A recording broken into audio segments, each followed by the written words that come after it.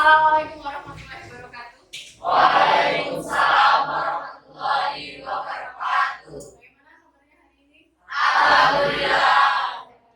Alhamdulillah, luar biasa. Oke. Sebelum mulai kita berdoa dulu ya. Marilah kita berdoa sesuai dengan kepercayaan masing-masing. Berdoa dimulai.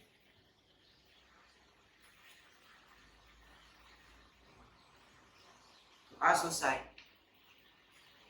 Ya, terima kasih Mas Yomi sudah memimpin doa. Sebelumnya Ibu cek dulu kehadiran kalian hari ini. Aska hadir. Barta. Mulai tidur di kasur dan sore kalau mau mereka lepas lagi di sini ada satu orang yang selalu kerja 24 jam nonstop. Ialah cantik. Warga yang kerja di udara dan oksigen kesulitan ini selalu berdetak menuju kecepatan tinggi setiap menitnya yang kalau berada sampai puluhan ribu dalam sehari. Juta ini. Sebelum kita lanjutkan, ada yang mau menyampaikan tadi videonya tentang apa ya? Ya, silakan. Ya, Putri. Manusia masih bisa bertahan tanpa denyut jantung selama 1 detik. Tapi lain cerita jika berhentinya itu lebih lama, karena tanpa detak jantung manusia akan langsung pingsan hanya dalam hitungan detik. Dan jika berhenti juga ditambah tidak bisa bernafas, manusia mempunyai rentang waktu sekitar 2-5 menit sebelum jatuh. Tapi ini juga tergantung pada seberapa cepat pertolongan pertama, tergantung pada keadaan. Ya, beri aplaus dulu untuk Putri. Jadi tadi di video yang tadi ada tentang bagaimana sih kalau jantung kita itu berhenti 1 detik saja gitu. Kan selama ini selalu berdetak ya. Pernah yang merasakan detakannya yang hilang sesaat? Iya kan? Ya, alhamdulillah sehat semua. Nah, jadi pada pembelajaran hari ini itu tujuan pembelajaran kita ada 4. Yang pertama, menguraikan mekanisme peredaran darah. Jadi peredaran darah manusia itu seperti apa jalurnya, seperti apa mekanismenya. Kemudian yang kedua, mengidentifikasi 3 kelainan atau gangguan pada sistem sirkulasi. Misalkan tadi ada gangguan penyumbatan gitu. Nanti kita pelajari hari ini. Kemudian ada menyajikan karya tulis tentang kelainan struktur dan fungsi darah, jantung, pembuluh darah terkait dengan gangguannya. Kemudian membuat poster digital tentang kelainan pada struktur dan fungsi pada sistem sirkulasi. Sebelumnya ada satu video lagi. Oh ya, sebelum lanjut kita yel-yel dulu ya. Yel-yel semoga masih ingat kan? Masih. Nah, coba cek. SMA. Semoga. Oh, di semoga. Asik rasanya.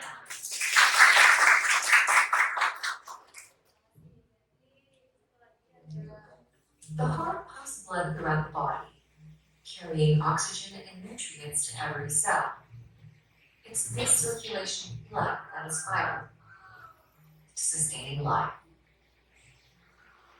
The heart is an organ made up of several tough-like pairs of muscle. The pericardium is the thin layer that covers the exterior, while the endocardium lines the inside walls. The heart is divided. Pertanyaan terkait sistem peredaran darah apapun. Pertanyaan saja yang ingin kalian tahu jawabannya di buku tulis masing-masing.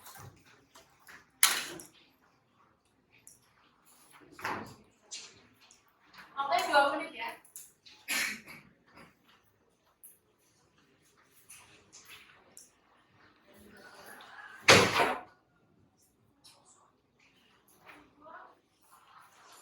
Silakan bagi kelompok, mulai kelompok 1, 2, 3, 4, 5, 6.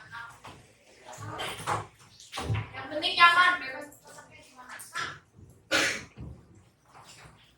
bagi kelompok masing-masing ya. Ini bagikan lembar kerja untuk diisi, dibaca dulu. Diberi identitas.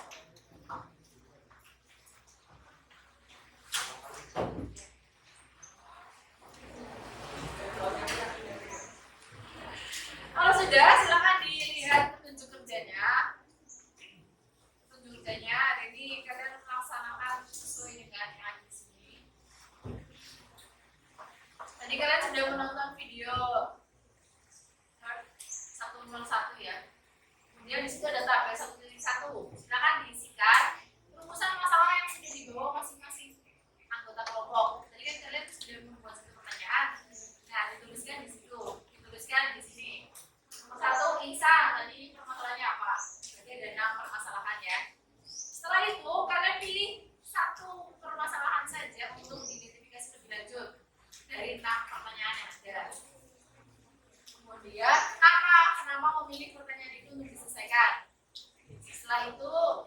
bisa membuka video, bisa membuka ban ajar pakai scan QR, QR. Kemudian nanti bawahnya itu jawaban atas permasalahannya. Misalnya yang diketahui tadi apa, terus cara mengetahuinya kalian belajar lewat mana, mulai dari sumber yang lain ya. Terus jawaban pertanyaannya apa? Ada pertanyaan? Cukup jelas? Ya, silakan dikerjakan.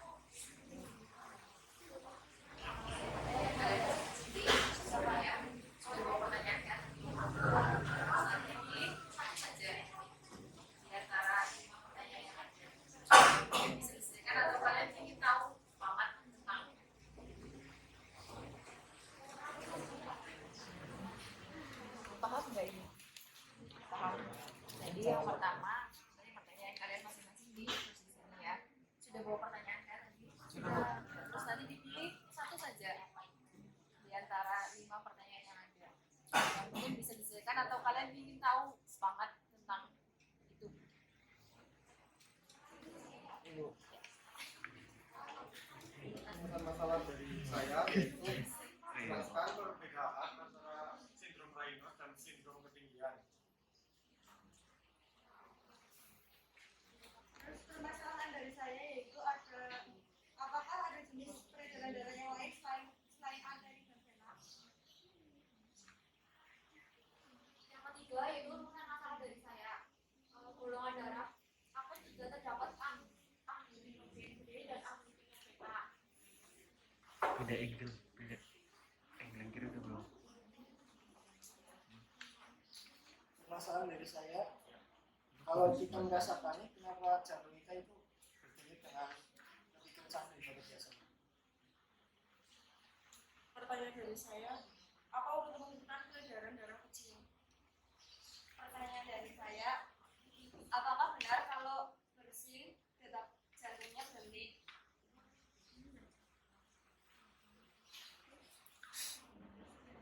Ya, jadi dari beberapa rumusan masalah tersebut, kami memilih untuk masalah yang akan dipecahkan, yaitu yang pertanyaan apakah benar jika bersin detak jantung kita itu berhenti.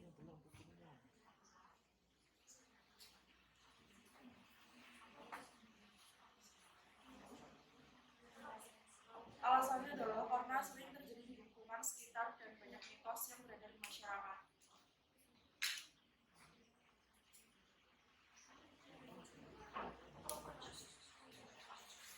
Masalah yang ingin diketahui, apakah jika bersin detak jantungnya itu berhenti, bagaimana dan di mana untuk mengetahui masalah yang ingin diketahui? Kami mendapat jawaban yang bersumber dari www.kominfo.go.id dan www.halo.com.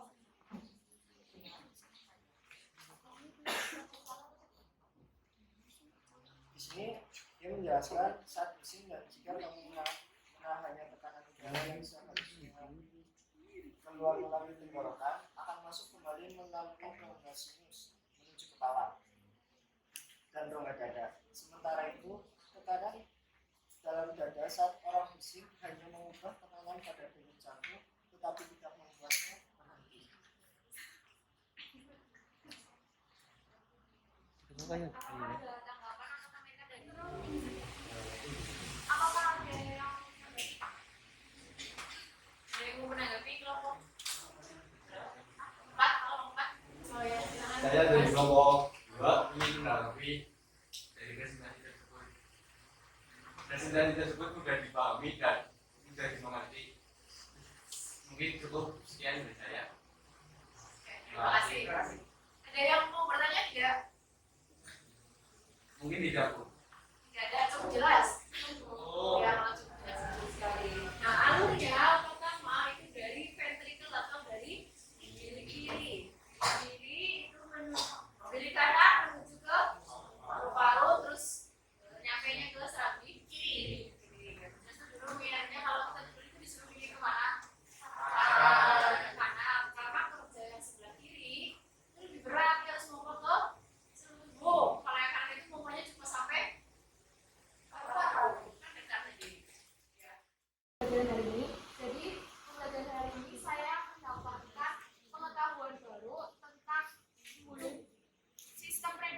manusia itu ada dua. Yang pertama sistem peredaran darah besar, yaitu di mana ketika jantung memompa darah yang mengandung oksigen ke seluruh tubuh melalui jantung, kemudian disalurkan ke seluruh tubuh dan kemudian balik lagi ke jantung. Dan yang kedua yaitu peredaran darah kecil, di mana ketika jantung memompa darah yang mengisikan CO2 atau pertukaran CO2 dengan oksigen ke paru-paru, di mana alurnya yaitu dari jantung ke paru-paru kemudian balik lagi ke jantung. Seperti itu. Terima kasih. Lagi mungkin yang Izin menyimpulkan, saya dan Bapak. Hari ini kita dapat belajar bahwa terdapat beberapa gangguan pada sistem peredaran darah seperti hipertensi, stroke, dan varises. Dan masih banyak lagi beserta penyebabnya. Kita juga belajar tentang macam-macam sistem peredaran darah dan urutan mekanisme peredaran darah. Terima kasih, Bu.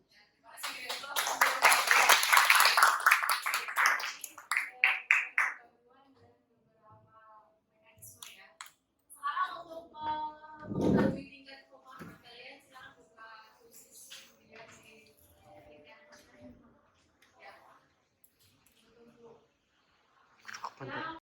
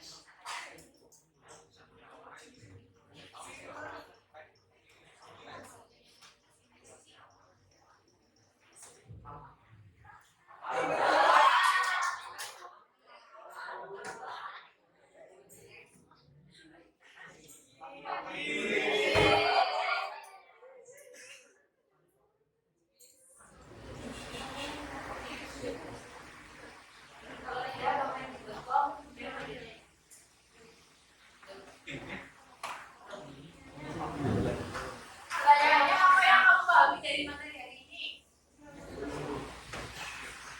Ada cara menjaga jantung, manusia,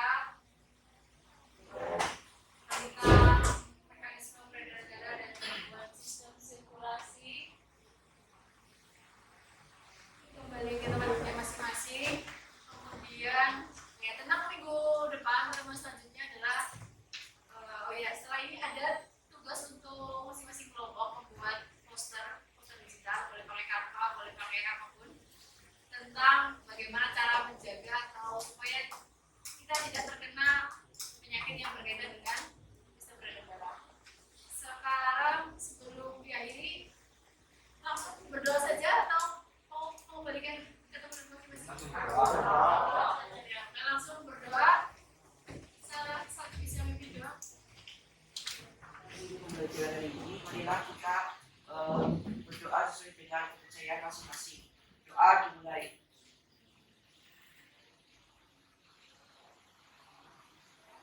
Doa selesai. Ya, terima kasih. Hati-hati pulangnya, tetap sehat dan semangat. Kalau nanti hujan, pokoknya hati-hati nih motornya jangan ngebut-ngebut ya.